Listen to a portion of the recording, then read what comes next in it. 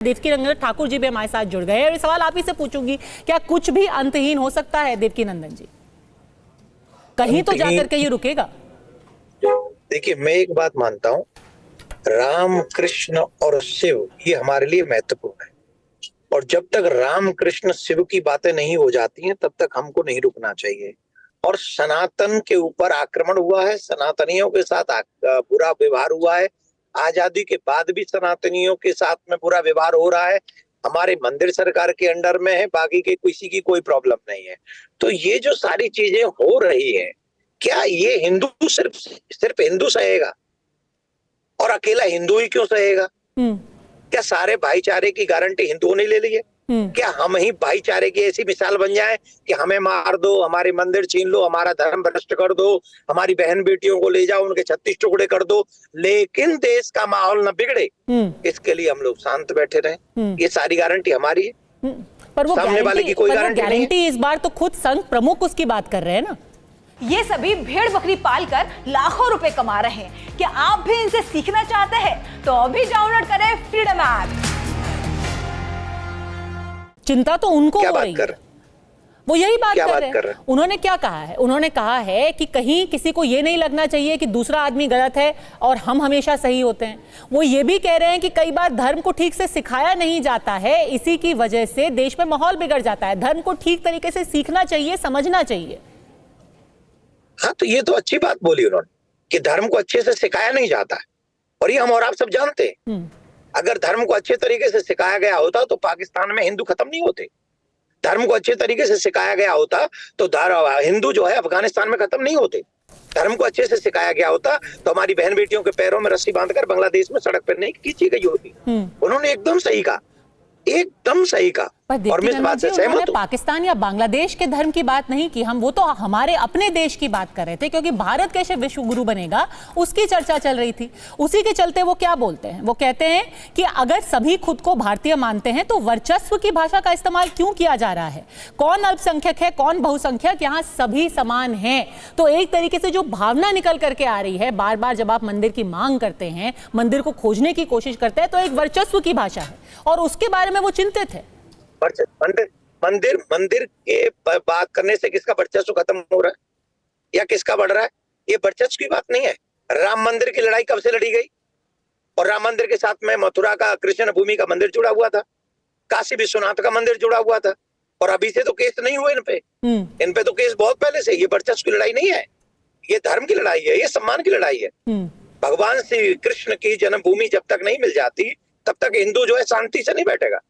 जब तक काशी विश्वनाथ आजाद नहीं हो जाते तब तक हिंदू शांति से नहीं बैठेगा, और जब तक सनातन बोर्ड नहीं मिल जाता, मंदिर सरकार से स्वतंत्र नहीं हो जाते, तब तक हिंदुओं को शांत बैठना भी नहीं चाहिए। और यही उनकी चिंता है कि हिंदू हमेशा अशांत ही रहेगा, क्योंकि अगर काशी भी मिल गई, मथुरा भी मिल गया, अयोध्या तो मिल ही गया है, फिर संभल चाहिएगा, फिर अजमेर चाहिएगा, फिर कानपुर चाहिएगा, फिर उन्नाव चाहिएगा, फिर महाबलेश्वरम चाहिएगा, फिर आपको कन्याकुमारी चाहिएगा, और हिंदू हमेशा अशांति की स्थिति में रहेगा।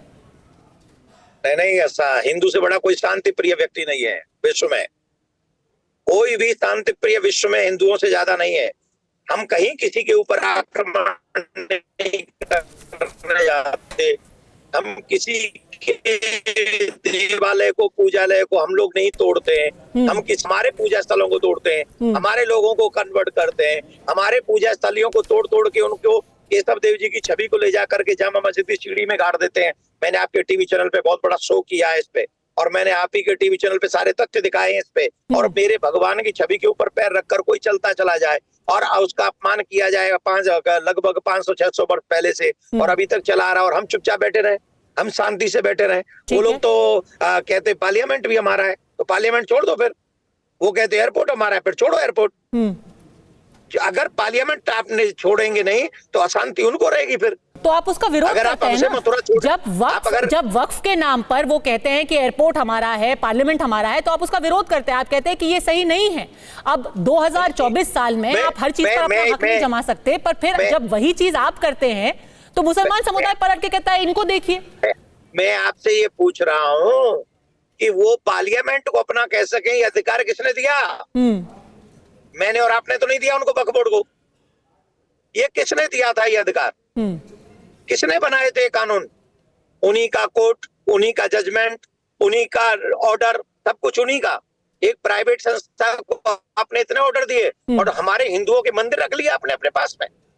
यह अन्याय नहीं है? तो फिर मोहन भागवत जी चिंतित क्यों है? मोहन भागवत जी ने जो बार बार अपनी चिंता जताई है, वो क्यों बार बार ऐसी बातें कर रहे हैं? देखिए, मैं उनके विषय में कुछ नहीं कह सकता हूं। वो हमारे बड़े हैं और हमारे यहाँ संस्कार है कि बड़ों के लिए कुछ जो भी बड़े कहे वो शर्माते, बड़ों जो कहे वो शर्माते। पर एज ए हिंदू हम सबकी ड्यूटी बनती है, कुंभ में सभी सनातनी इकट्ठे हों, कृष्ण भूमि की बात करें, सनातन बोर्ड की बात करें, आने वाली पीढ़ी की बचाने की बात करें, धर्म को बचाने की बात करें, धर्म की रक्षा करने की कस्में खाएं। ये सब प्रत्येक व्यक्ति की, सनातनियों की जिम्मेदारी है। और जब तक हमें हमारा अधिकार नहीं मिलता तब तक किसी को शांति से नहीं बैठना चाहिए। बड़े जो कहें उनका हम आदर है, उनके ऊपर हम कोई टिप्पणी नहीं कर सकते। धन्यवाद। देवीनंदन ठाकुर जी, आपका बहुत बहुत धन्यवाद। बताइए कंप्यूटर बाबा, सनातन के लिए लड़ाई जारी रहेगी, शांति से हिंदू नहीं बैठेगा। मोहन भागवत जी का सम्मान है, पर यह धर्म युद्ध जारी रहेगा। है कि उनका सम्मान हम लोग करते हैं, बुजुर्ग हैं हमारे। परंतु आप बताइएगा कि यदि किसी मस्जिद के नीचे मंदिर मिल रहा, हमारे भगवान मिल रहे हैं, तो हम उसे छोड़ दें? यदि कोई मिल रहा है इसीलिए तो हम ले रहे हैं ना। हम अलग से, तो जैसे हमारे राजू दास ने कहा, बहुत अच्छी बात बोली कि हमें कितनी क्रूरता से औरंगजेब के जमाने में, बाबर के जमाने में हमारे मंदिर तोड़े गए और उसमें अपने अधिकार से अपनी मस्जिद बना दी गई। और उसके नीचे आज हमारा जब समय आया और जब सनातन की रक्षा के लिए हम सारे हिंदू इकट्ठे हो गए, तो हम अपनी बात बोलने का अधिकार है।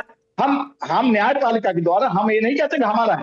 यदि न्यायपालिका में हम अपनी बात को रखते हैं और न्यायपालिका को लगता है कि यहाँ ठीक कह रहे, कहा जा रहा है बात, तो ठीक कही जा रही बात, इसलिए हम उस बात को मानते हैं। और जब देखा जाता है तो मस्जिद के नीचे मंदिर मिलता है, जब मंदिर मिलता है तो फिर बताइएगा उसमें हमारा तो कोई नहीं कि हम जबरदस्त किसी बात को तो छेड़ नहीं गए ना। मिल तो रहा है ना, नहीं मिले तो कोई बात नहीं, जब मिल रहा है तो हम तो उसे लेंगे ना। ठीक है, तो आप भी मान रहे हैं कि जो हो रहा है वो सही हो रहा है?